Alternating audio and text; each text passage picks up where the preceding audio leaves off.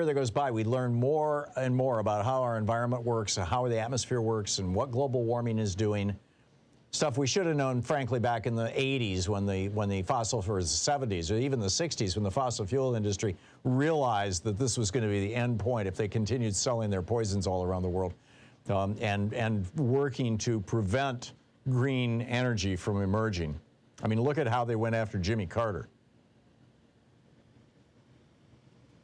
So this is from the National Oceanic and Atmospheric Administration, NOAA. And they just announced their annual Greenhouse Gas Index, the AGGI. And it tells us, this is Ariel Stein, the acting director of their global monitoring laboratory, said the AGGI tells us the rate at which we are driving global warming. Our measurements show the primary gases responsible for climate change continue rising rapidly, even as the damage caused by climate change continues to become more and more clear.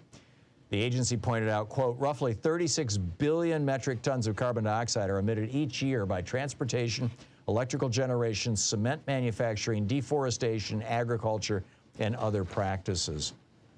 And one of the co-authors of this project wrote, in the near term, the planet is likely to cross the 1.5 degrees Celsius warming threshold in the next 10 years.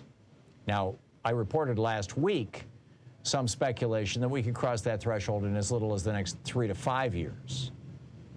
You will recall, those of you who are longtime listeners of this program, we've been, I've been on the air here with you for 19 years now.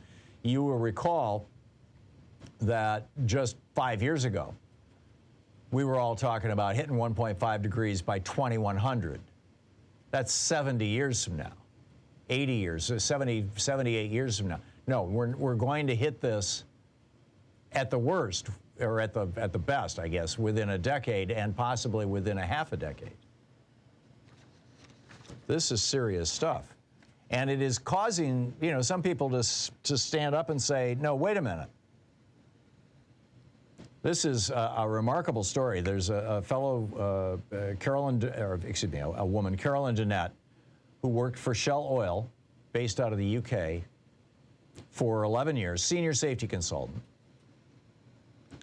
And she just resigned, saying Shell's stated ambition is to do no harm.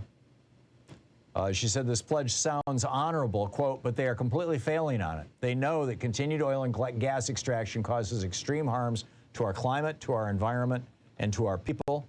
Shell is operating beyond the design limits of our planetary systems, she wrote in an email that Politico just published.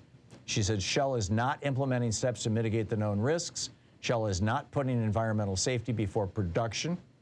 She was citing information from the International Energy Agency, the IEA, which said that, achieving net zero by 2050 and keeping global warming below 1.5 degrees Celsius by the end of this century requires, just this massive, immediate effort, and it's not happening. She says, I can no longer work for a company that ignores all the alarms and dismisses the risks of climate change and ecological collapse.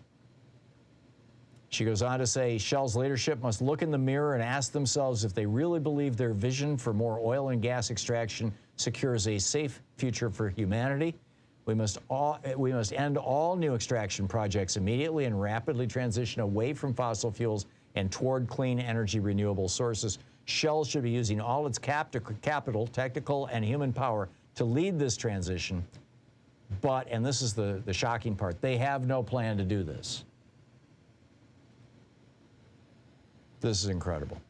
It's just absolutely incredible.